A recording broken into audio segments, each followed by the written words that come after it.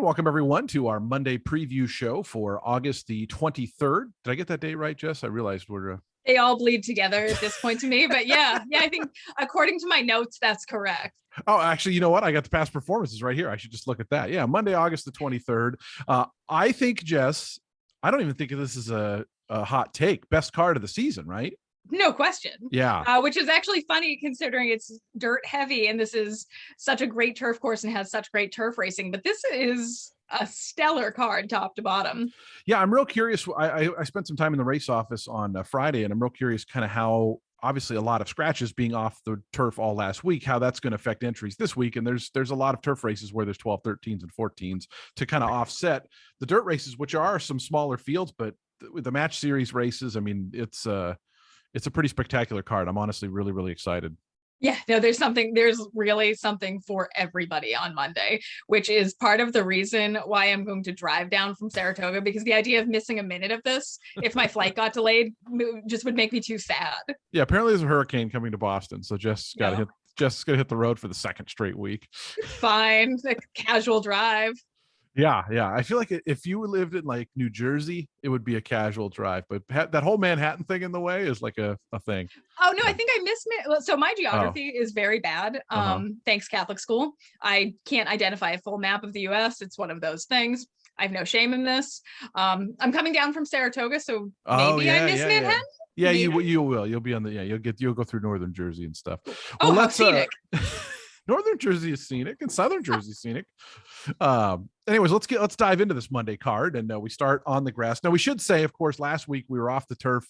The rain just never let up. It was like we had that huge storm over the weekend, and then it was like each day there was another big storm, even for 15 minutes, but it was monsoon. Like, according to the weather, at least you were dry in your booth. I was fine, yeah. But other than but now let me take an exception with that. I couldn't see. That made things a little tough. But anyways, we're supposed to get some rain Saturday. There's none on the radar Sunday, and there's none Monday, Tuesday, Wednesday, Thursday. So hopefully, all things considered, back on the grass for this week, because we start off on the grass, going a mile, and with no screwing around. Field of 12 here in this, kind of a classic Colonial non-winners of 3. This is a salty group. I went with number 12, Stringfella. He just seems like he is rolling through his conditions. I liked his last win. It looks like he caught a solid group that day. The runner-up has come back to run a good second. And the Ollie Figgins barn, really live. Their horses come out looking great. They run to form. I think a lot to like, and 8-1 on the morning line seems appealing. Yeah, and this horse, I mentioned drawn outside. This horse was the 14 horse last time. I think it was the field of 13. So certainly overcame it that day. Kind of just stayed wide and blew by everybody. And obviously that was non-winner 2, and this is non-winner 3. But the effort was certainly there. Kind of interested to see Torres del Paine come back, the number 11 horse, because it was a big win last time at Penn. But the horse was 3-5, which tells me maybe that race for that level was not very good. Yeah, I think he might be a little vulnerable at a short price. You really just don't know what he beat last time. Yeah. Mint game I kind of looked at, and that was that week where everybody was one of the 2 weeks where everybody was coming from behind. So I kind of been downgrading the horses who benefited from that and upgrading the ones who were kind of against it. Our buddy Joe Christofek has asking for it back in. I noticed Ray Lu Gutierrez on board this time, and Joe had kind of said a horse that they want to see a little more forwardly placed, and drawing 2-hole, I got to think they do that. Well, and I think the other thing that maybe hindered this horse's chances last time out is they had to unload the gate and reload the horses. And from my understanding is this is a quirky type of horse. And I wonder if that kind of just threw him off of his game a little bit. Yeah. I'm still not entirely convinced this is a turf horse, to be fair, but he gets another chance here, and he might be a lot of horse at this level. Yeah. All right. Your picks for the first, Jess. 12, 2, 4, and 3. We start our early pick 4 in race 2, as we always do, with the 40,000 non-winner of 2X at 5 furlongs over the outer turf course, and some nice horses in here. This is, I think, the first time we see Lael Stables this meet. Of course, the famed Barbaro Silks with Jeopardy James, but Inhalation coming off a big win here last time. Where did you land? I went with Inhalation. I actually really liked that local debut. It was a huge step forward, and he had a lot of upside kind of in that spot. Second domestic start, second start off the layoff. And I think he gets a lot of pace to shoot at here.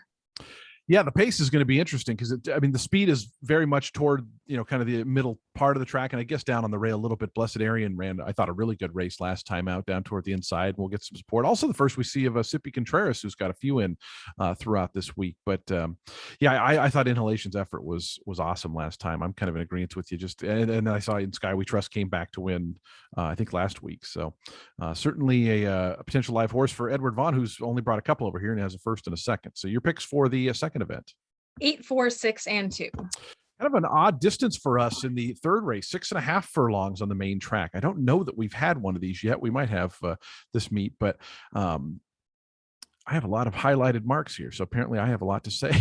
All right. In this race, but maybe we should start with the outside runner, Larimer, who was the favorite on the morning line. Didn't run a jump last time in the stakes on the grass. Gets back to the dirt where the horse had won 2 straight. I would think this one's going to be a clear favorite here. I would think so. And I think he looks very legitimate. I'm trying to be a little bit clever and look for some more value, try to beat him a little bit. I don't think he's unbeatable. I think he's awfully tough off of those couple of wins, but I think, you might be able to take him down if you look hard enough. That said, I went with the 6, Henny's Crazy Train. Yeah. I really like how the Tomlinson barn is doing this year. They're just very live and has a lot of upside here. I mean, you can draw a line through that last race. He cuts back to a sprint, goes back to the main track, and the prior starts on the main track have really been very sharp for this filly.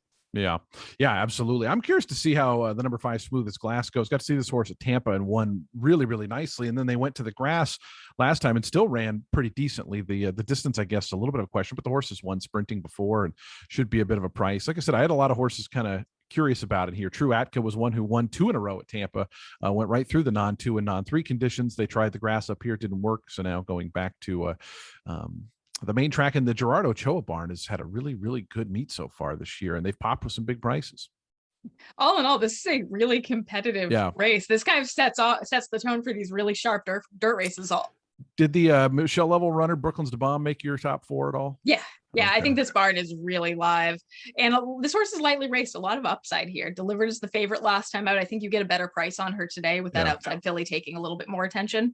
Yeah, this is a class test, but I think she can hold her own. I mean, you toss that grass race, which was obviously horrendous, and it's just 2 pretty strong efforts going 6 furlongs on the dirt. Your picks for the third event, Jess? 6, 2, 7, and 10. All right, we start the Match Series Stakes races. Now, for those who don't know, the Match Series made up of, it's the Mid-Atlantic, I remember now, I always butcher the name. Mid-Atlantic Thoroughbred Championship Series. Is that right? I think that's you need an H. What's the H? Mid-Atlantic Thoroughbred Championship. I think the CH is the H. Okay, that sounds good to me. Maybe. Tom Lamar is going to kill me, but here's what I can tell you. It's at matchseries.com for all the information you need. Point standings. These horses, essentially, it's a series of races for, not graded top level horses, but the 100,000 range stakes type runners here in the Mid-Atlantic, and they can obviously earn bigger prizes down the road. But we start in the Victory Gallop, 3-year-olds and upward.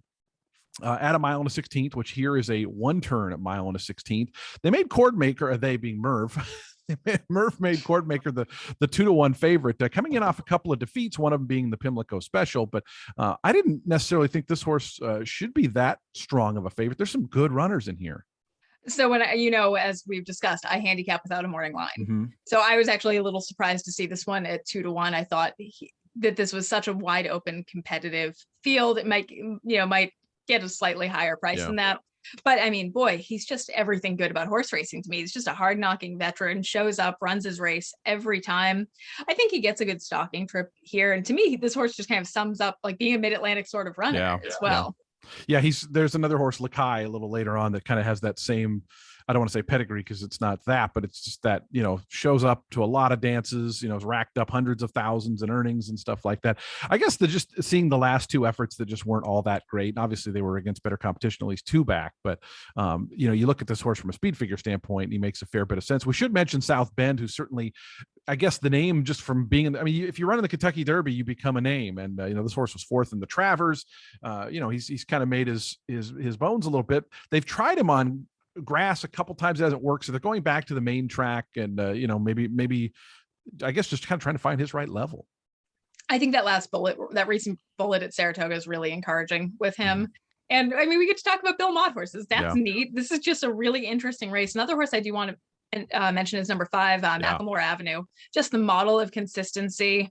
live barn. I believe this is the owner's first stakes horse. So that's kind of nice as well to get some of these smaller connections kind of get to go to a big day. Yeah, I'm really curious how this pace sets up, because it looks to me like Rock on Luke wants to be on the lead, and it looks to me like Macklemore Avenue kind of wants to be in the lead, but doesn't have to be. So I'm guessing that the 1 goes, the 5 presses, and the 7 is probably kind of sitting right in the catbird seat there on the outside in the clear. And if Cordmaker's good enough, maybe gets there, and if not, somebody else takes it. But how'd you pick the 4th? 7, 3, 5, and 1. 5th race on the program. We're back on the inner turf and Maiden special weight group. We see Live Oak Plantation with a runner in here. I don't know if it's just that it's Virginia Derby season, or should I say New Kent County Virginia Derby presented by Woodford Reserve season. And, just seems like this week and next, and probably just for money, some big names showing up. Shug has been around this season. He's got Tracy Flick here, who I think will be a favorite in here, even though the Toner horse will probably get some support as well. Well, Tracy Flick is sort of interesting. She obviously has ability, but she has not acted well in many of her races. She got DQ'd from that win. That's not the only time she's kind of bumped and had some issues that she has caused herself. Yeah. So this is one who I wonder if is a little bit difficult to handle. I really like number 2, Second Row Center. An expensive yearling, costs $435,000. And as we have seen this year, pedigree and price tag only take you so far. Yeah. But the dam was a graded stakes winner. She won the Adirondack Stakes, and this one's 2-year-old half sister just won the Adirondack for Steve Asmussen as well. This one's going to the turf. I think that's kind of interesting off of that pedigree. I think she's actually a really interesting filly. Yeah, I think it was last week I mentioned all 3 years I've been here, when Dan Kabisky and PTK come, they tend to do pretty well, and they're off to a fast start this one. I thought there was a lot of really interesting horses in here. I thought Unshakable You was a little bit interesting. There, goes for a new barn, a high percentage barn, but this horse had 2 efforts at Gulfstream, kind of on the lead that were really, really solid. Last one didn't run the lead. Now it's been off for a little bit, but I got to think they kind of send this one, but there's other speed in here. This is just a fun race. Yeah, and then there's a big long shot that I like, and this is more of a pedigree play for me. That's number 11, Lemons Medallia. What a female family. The dam won the Kentucky Oaks, and her half sister earned $3.5 million and won the Breeders' Cup Distaff. Obviously, this horse has had some kind of significant bumps in the road since her 2019 debut. But Dallas Stewart has had these horses coming in off of these big layoffs, and I keep trying to beat them and keep getting beat by them. So I think 15-1 on the morning line. Why not? And another classic Charles Fipke name, where he just takes one from the desire. Creative. I mean, he gets all the creativity points. This horse's entire female family. It's Lemons Forever and Forever whatever. They're all interchangeable to me. Yeah, Lemons Forever. I remember won the Oaks from the 14 hole. And I can't remember if it was Luke Kreitboss's last Oaks or not, but it was toward then. And Lemons Forever, she was a huge price that day. I remember that too. Yeah. Your picks for the 5th, Jess? 2, 6, 11, and 7. The Love Sign Stakes. Now, if you don't know, in our infield we have a love sign. It just says love, and because Virginia's for lovers, as we all know. And so I'm assuming that's what it's named. I should have actually maybe prepped, but that's gotta be see, we have a racing the victory gallop, so maybe Love Sign was a nice horse that won here at Colonial Downs. But I was just I'm going with the fact that we have a sign in the infield that just says love. Good enough. Also a mile and a 16th on the main track. This one, of course, though, for the fillies and mares, and I had to check on a name in here. Sosua for Arnaud Delacour. We'll come into this race with 3 straight wins. We have Dream Marie, who's a graded stakes winner. I got a little Dream Marie story later on. And Paris Lights, who was battling some heavy hitters, of course, is a grade 3 winner. Where'd you land here? Well, Paris Lights is a grade 1 winner. One winner. Yeah, you're right. You're at CCA Oaks. She won the big one. Yeah. And that's where I went. I had a really hard time getting past that grade 1 win. She's only had 1 dull effort from 7 starts and has really run and held her own against some of the best of her division, really. That one poor effort, no excuse, but it seems like that was just too bad to be true. I think she just has too much class, too much stamina to get past here. Yeah, the funny thing too is last time, obviously not a graded stakes, but she ran into Envutant, who's very, very good, and so it wasn't like a week 150 grand, which I know there is. No, and she beat like Antoinette last year, who's who I think very highly of. Yeah, Bajan Girl certainly adds some intrigue. A horse who was based down at Gulfstream, but is coming off a second in the grade 3 Molly Pitcher last time out, drawn it on the 3 hole. I mentioned Dream Marie. I called Dream Marie's maiden win at Calder GP West, and it was a low to mid-level maiden claimer. She was like 17-1, and she completely looped the field. And I remember looking at my program, I go, is that Dream Marie? Because there was no form to speak of. And then she won like her non-2, a little higher class, allowance in the 3. And by the end of the year, she's a graded stakes winner. She ran in the Kentucky Oaks, ran last, but still ran in it. And, has kept some pretty good company and has made 300,000. So it's kind of a neat story to see how, she was very modestly started out and worked her way right up. And she's 3-1 in this spot. Where did you land? The good ones can come from anywhere. Yeah. Your picks for the 6th, Jess. 8, 5, 1, and 2. The Seeking the Pearl Stakes, 7 furlongs for the filly and mare sprinters, and I would argue the biggest name on the card, Frank's Roquette coming down, horse who got extremely good last year and hasn't been, I don't think, as sharp this year, but did pick up a win. It's mostly been a 6 furlong horse. I think the 7 furlongs is going to be a little bit the question for a lot of handicappers here. And I think if you're trying to take a swing and beat the favorite, that might be the angle to go with. And I am trying to beat her here. I like number 3, Finding Fame, kind of stepping up to stakes competition. She had a game effort at Saratoga last time out. Really nice female family on this horse as well. The dam's a half to Master Command, has been a black type producer herself. And this one cost over $400,000. I think at this point she deserves the test against Stakes Company. Mm-hmm. One big long shot I like. And I mean, I haven't looked at the odds yet, so maybe not big one. No, Chitara. Okay, yeah, the Correa liked her effort. That local debut she had back on July 26th. You never know how this South American form is going to translate. Mm-hmm. They can be the next Bayacoa, or they can, not be much. And I think this is a really nice mare. She obviously needed one last time out. She did not look physically all the way fit to me at all. So I'm really curious to see how she looks this time. Yeah, and Never Enough Time, who beat her in that local debut as well, shows up and drawn right to the outside of her. And I think probably a little more tactical, but that's based off, just barely being ahead of her. So, I'm really curious to see how this race sets. Because, Frank's Roquette, we kind of know what to expect, right? She goes. Yeah. And honestly, for a sprint, there's not a ton of speed. Milaneta is going to be a big, huge long shot and showed speed last time, but prior to that really never had. And so, I got to think it's come catch me if you can for Frank's Roquette. And the distance, that's a long stretch we got at Colonial Downs. It sure is. Yeah. Your picks for the 7th. They are 3, 4, 7, and 8. The Chesapeake Stakes for the older runners at 6 furlongs. I think of all the stakes, this is the one I'm the most excited about. Just Might, obviously. I know a lot of handicappers who saw Just Might win the off the turf race down at Fairgrounds. Was so impressive that day. They've just been saying, like, go back on the dirt. But, the horse is still running pretty good on turf sprints.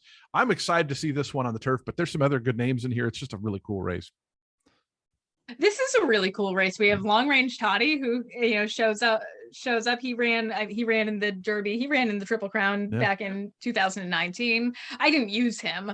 I went with number 2 where she told me to go. I think this one fits well here. Ran a good race against Similar last time out, and just one of those nice, incredibly consistent, hard knocking Mid-Atlantic types. I think they're who these races are really designed for. Yeah.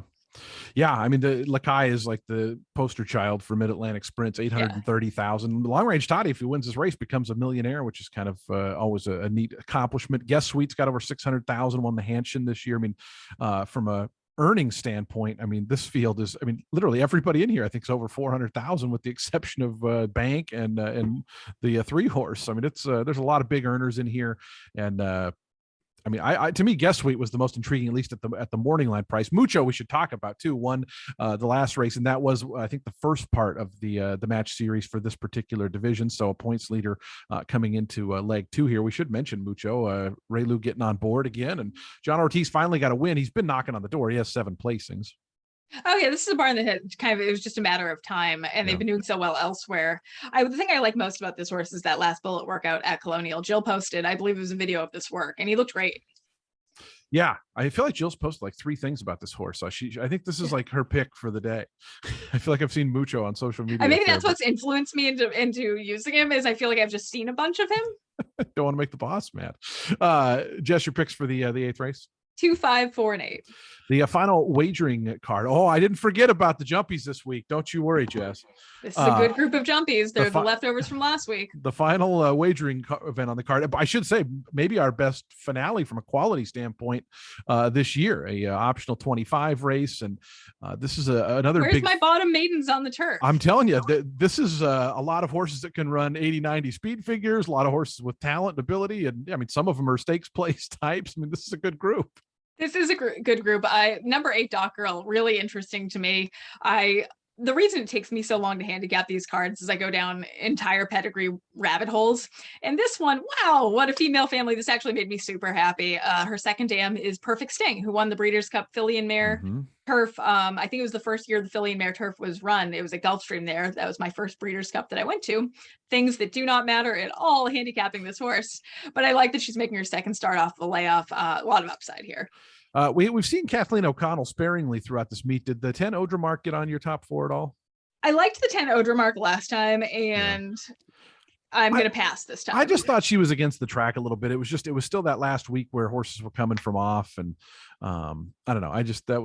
I just thought maybe a little bit of forgiveness. I also found myself liking the 7 Danny Hill, Carlos Munoz. We've talked a fair bit about this meet. His horses are generally prices.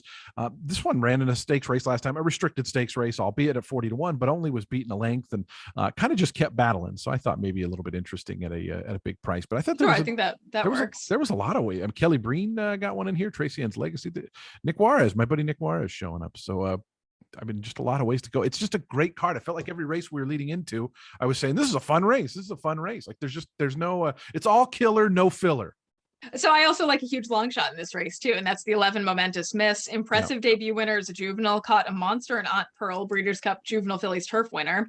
Went to the sidelines there, but I thought her comeback effort was pretty encouraging. Mm-hmm. Yeah. Kevin Gomez, boy, he's been riding really well here. 3 wins the other day. I feel like I'm going to say this when we preview tomorrow's card. I'm starting to notice a lot more when Horacio Caramano shows up on horses, just because, as you pointed out, like he just seems to put these horses in really good spots throughout. But there's a couple horses on Tuesday's card where I think him getting on is an upgrade. And I always try to be like tactful about saying that. Yeah. Me too. But sometimes it is. Yeah. Sorry. Yeah, we're paid to give our opinions. If they, see, I never have to see the jocks. I don't care if they hate me. Same with the trainers. I'm up on the roof. Who cares? No, I really don't want to ever make anybody mad at me. I promise. Meanwhile, I actually don't care about making anyone mad at me. Yeah, exactly. We're opposite in that sense. So your picks for the 9th. 8, 11, 9, and 12. Now, again, we always want to remind folks the 10th and 11th races are steeplechase races. They're run before the card at 12:15 and 12:50.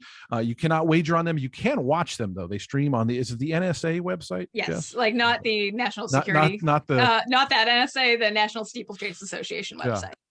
But the NSA is probably watching too, right?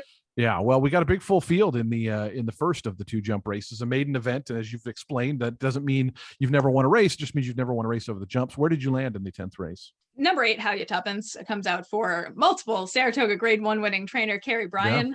Yeah. And this one just looks to be getting more and more confident with each outing over jumps. And that's kind of an interesting thing.